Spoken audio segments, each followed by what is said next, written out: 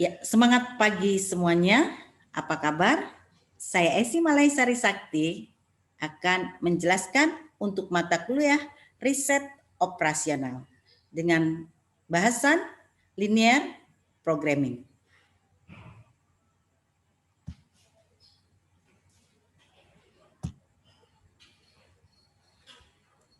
Sebelum kita bahas tentang riset operasional, maka kita lihat dulu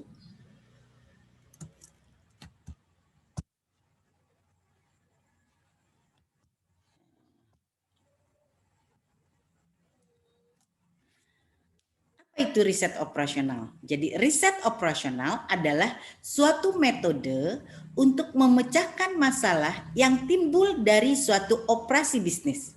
Kita tahu bahwa bisnis adalah suatu kegiatan baik secara individu maupun secara organisasi yang bertujuan untuk mencapai suatu keuntungan. Baik keuntungan itu bersifat tangible atau intangible atau bersifat uang atau yang bukan uang. Ya. Tujuan daripada riset operasi adalah untuk membantu manajemen untuk menentukan kebijakan atau tindakan yang secara ilmiah yang harus dilakukan. Ya, itu tujuan daripada riset operasional.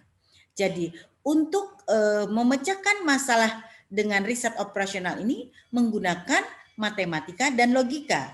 Oleh karena itu, Anda paling tidak sudah mengikuti mata kuliah matematika dan mata kuliah tentang logika. Kita lihat tahapan umum dalam riset operasi. Yang pertama adalah mendefinisikan masalah. Sudah masalahnya didefinisikan, baru kita kumpulkan data-data yang relevan terhadap masalah itu. Ya, pengumpulan data bisa dilakukan dengan mengumpulkan bukti-bukti yang ada, melakukan observasi, melakukan wawancara, ataupun dengan menggunakan literatur daripada kajian teori yang ada. Ya. Setelah kita merumuskan masalah, data terkumpul, maka kita akan merumuskan suatu model matematika. Gunanya model matematika itu dibentuk untuk mewakili dari permasalahan tadi. Nah, setelah model matematika dibuat, selanjutnya kita akan membuat prosedur dari komputernya. Ya, mulai kita lihat buat flowchart-nya, ya, kita analisis dulu flowchart-nya seperti apa, lalu kita buat programnya. Setelah itu kita lakukan uji modelnya, ya, uji model baik secara manual tadi maupun secara komputer. Apabila telah selesai maka bisa diterapkan. Tapi apabila belum memiliki kesesuaian yang diharapkan oleh manajemen, dilakukan terus-menerus perbaikan. Ya. Nah, dalam tahapan riset operasional, kita lihat tadi di tahapan kedua, merumuskan model matematik untuk mewakili perusahaan. Lalu setelah kita model merumuskan, kita lihat analisisnya, kita buat pengolahan permasalahannya, yaitu dengan menggunakan linear programming. Nah, apa itu linear programming? Jadi linear programming adalah suatu teknik matematika untuk membantu manajer dalam mengambil keputusan terhadap sumber daya yang terbatas. Ya, kita tahu bahwa di dalam suatu organisasi pasti ada suatu masalah. Setelah itu kita bisa menggunakan program linear terhadap sumber daya yang terbatas tadi. Ya. Sumber dayanya apa aja? Kita tahu ada sumber daya manusia, sumber daya keuangan, sumber daya bahan baku, sumber daya informasi. Ya. Nah, itu dia yang akan kita lihat daripada sumber daya yang tadi. Nah, tujuan daripada perusahaan melakukan riset-riset ini yaitu untuk memaksimumkan sumber daya dan meminimumkan biaya dengan menggunakan program linear tadi. Jadi pada saat kita akan menyusun masalah-masalah dengan yang akan dipecahkan dengan teknik linear programming, maka yang pertama kita lihat dulu bahwa di dalam model linear programming itu mempunyai dua fungsi. Ya. Fungsi yang pertama adalah fungsi tujuan. Ya. Fungsi tujuan itu adalah yang menggambarkan atau sasaran dalam permasalahan, ya, yang berkaitan dengan pengalokasian sumber daya secara optimal, tentunya untuk memperoleh keuntungan yang maksimal dengan biaya minimal. Yang kedua, tujuan yang kedua adalah tujuan batasan atau fungsi batasan. Jadi yang pertama fungsi tujuan, yang kedua ada fungsi batasan. Fungsi batasan ini adalah bentuk penyajian matematisan, batasan-batasan kapasitas yang tersedia yang akan dialokasikan secara optimal dalam berbagai kegiatan. Jadi pada saat nanti Anda melakukan penggunaan programming, linear programming, maka akan meninjau dari dua fungsi. Fungsi tujuan dan fungsi batasan. Nah, simbol-simbol di dalam linear programming, ya, di sini kita bisa melihat banyak sekali simbol. Bisa Anda pelajari dari materi yang Anda bisa download, ya. Nah, setelah itu kita lihat dulu bagaimana permasalahannya, ya, melakukan solusinya. Yang pertama kita lihat kegiatan daripada sumbernya. Ya, sumber dayanya apa? Kegiatan daripada sumber daya yang ada tuh apa aja. Lalu bagaimana pemakaian sumber daya untuk tiap unitnya. Jadi apa kegiatan yang keluar dari kegiatan sumber daya yang keluar itu. Lalu bagaimana kapasitas sumbernya? Kapasitas sumber daya. Ya. Nanti kita akan melihat mencari maksimum nilai atau minimum nilai dengan memperhatikan dari yaitu pemakaian sumber daya berdasarkan tingkat kegiatan. Jadi pertambahan tiap unit, ya, besaran pertambahan tiap unit untuk tiap kegiatan. Nah, ini, ya. Jadi Anda bisa menggunakan seperti tabel seperti ini ataupun tabel lain tapi dengan prinsip yang sama. Nah, kita lihat di sini bahwa fungsi tujuan, ya, kalau kita lihat secara matematisnya, yaitu dengan rumus, ya ini memaksimalkan nilai yang kita ingin optimalkan, ya, yaitu dengan rumus C1 X1 ditambah C2 X2 C3 X3 sampai tergantung kebutuhan Cn Xn. Di mana tadi kita sudah lihat bahwa ini dia, ya. Cn ini adalah pertambahan tiap unitnya berdasarkan tingkat kegiatannya. Ini fungsi tujuan. Lalu untuk membuat fungsi batasan, kita lihat di sini. Fungsi batasan kita buat dari kebutuhan A X tadi karena kita di yang tadi itu 11 maka kita tulis A11X1. Ya. A11X1, ya, sampai kebutuhan kita. Di mana ini harus lebih kecil sama dengan dari B1. Jadi tadi sudah kita lihat B1 itu adalah ini dia kapasitas sumber. Ya, kapasitas sumber untuk setiap kegiatan. Ini, ya. Nah, fungsi batasan bersifat non negatif berarti di mana X1 harus lebih besar atau sama dengan dari 0, jadi tidak boleh min. X2 lebih besar atau sama dengan dari 0. Sehingga Xn pun harus lebih besar sama dengan dari 0. Ya. Tergantung tingkat kegiatannya. Kalau tingkat kegiatannya 2 sampai X2, maka tingkat kegiatan sampai N, maka Xn. Nah, dalam menyelesaikan dengan linear programming ada dua pendekatan, yaitu dengan metode grafik dan metode simplex. Ya. Kita tahu dengan metode grafik yaitu menyelesaikan dengan dua variabel sebanyak dua.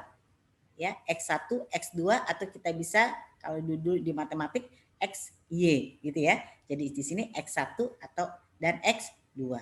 Sementara yang lebih daripada dua variabel maka kita menggunakan metode simplex. Ya. Nah, sekarang kita bahas tentang dengan metode grafik.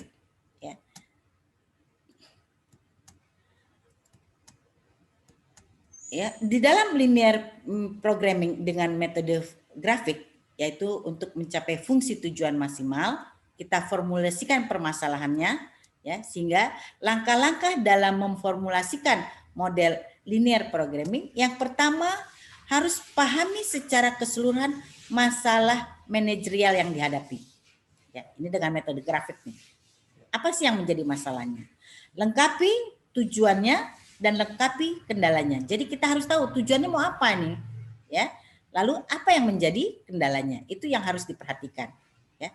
Setelah masalahnya kita sudah tahu, tujuan yang diharapkannya apa, lalu apa yang menjadi masalah atau kendalanya. Ya. Setelah itu buat variabel, ya, keputusannya atau definisikan keputusan, definisikan variabel keputusannya. Ya.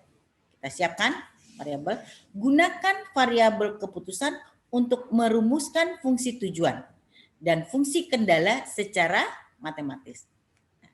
Ya, jadi diingat ya, ini untuk metode grafis. Ya. Nah, sekarang kita lihat penerapannya grafis apabila kita menggunakan simbol dengan sama dengan. Contoh, misalkan kita sudah merumuskan secara matematis, yaitu 5x2 sama dengan 30. Artinya, x2 itu sama dengan 30 dibagi 5. Sehingga x2 sama dengan 6. Karena kita tidak tahu x satunya berapa, maka semua di titik x1 digunakan. Kita lihat, jadi jika X1-nya 0, jika X2-nya 1 dan seterusnya. Ya, sehingga kita bisa tarik lurus seperti sini. Seperti ini ya. Jadi X2 6, X1-nya tidak diketahui sehingga semuanya kita gunakan X1-nya. Sehingga dapat garis seperti ini. Ya. Karena kita berasumsi tadi simbolnya dengan menggunakan sama dengan, maka yang garis ini ikut. Yang garis ini ikut digunakan. Nah, bagaimana jika contoh yang kedua? Jika diketahui secara matematisnya adalah 6x1 sama dengan 30. Berarti x1 sama dengan 30 dibagi 6. Sehingga x1 itu sama dengan 5. Nah, karena X2-nya tidak diketahui, sehingga semua titik-titik yang ada di X2 itu digunakan. Sehingga dapat garis vertikal seperti ini. Karena sama dengan, maka garisnya ikut diperhitungkan. Itu apabila kita menggunakan simbol sama dengan. Nah, sekarang jika kita lihat contoh yang lain, masih dengan sama dengan juga apabila X1 dan X2-nya bisa kita tentukan. Misalnya kita bikin atau permasalahan sudah disiapkan rumus matematisnya 6x1 tambah 5x2 sama dengan 30. Ya. Sehingga kita bisa buat jika X1-nya 0, maka 6 kali 0 adalah 0 di sini sehingga 5x2 sama dengan 30 sehingga x2-nya adalah 6. Kita buat titiknya. Jika x1-nya 0 di sini titik 2-nya, maka x2-nya adalah 6. Lalu kita buat lagi, jika x2-nya 0, 5 kali 0 adalah 0, sehingga 6x1 sama dengan 30, dan x1 menjadi 5, atau 30 dibagi 6 sama dengan 5. Sehingga kita buat x1-nya 5, X2-nya 0. Berarti titiknya di sini. Oleh karena itu kita buat garis penghubung titik tadi. Nah, seperti ini. Ini adalah, garis ini adalah 6x1 ditambah 5x2 sama dengan 30. Ini wilayahnya persis berada di garis.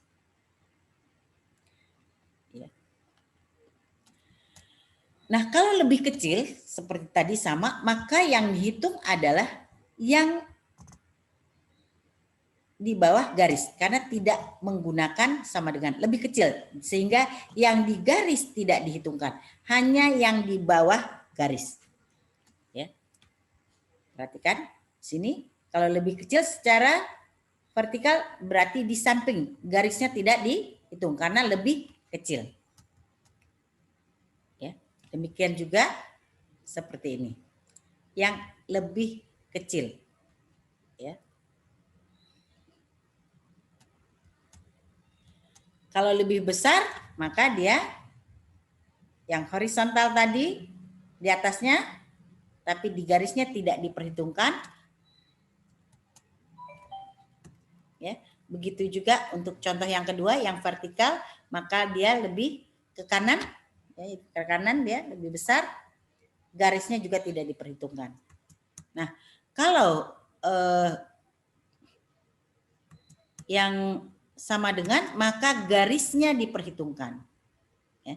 Jadi boleh kita lihat misalnya pakai titik putus-putus, berarti dia tidak pakai sama dengan, boleh diasumsikan seperti itu, atau kita buat tapi kita sudah mengerti. Ya. Jadi kalau ada sama dengan, maka garisnya, wilayah garisnya itu diperhitungkan atau termasuk dalam perhitungannya.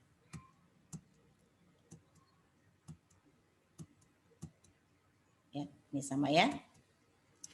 Nah, untuk program linear dengan metode grafik sampai di sini, maka Anda pun dapat mengerjakan latihannya ya. Nah, ini buat arsirnya ya. Untuk selanjutnya kita jumpa pada minggu depan.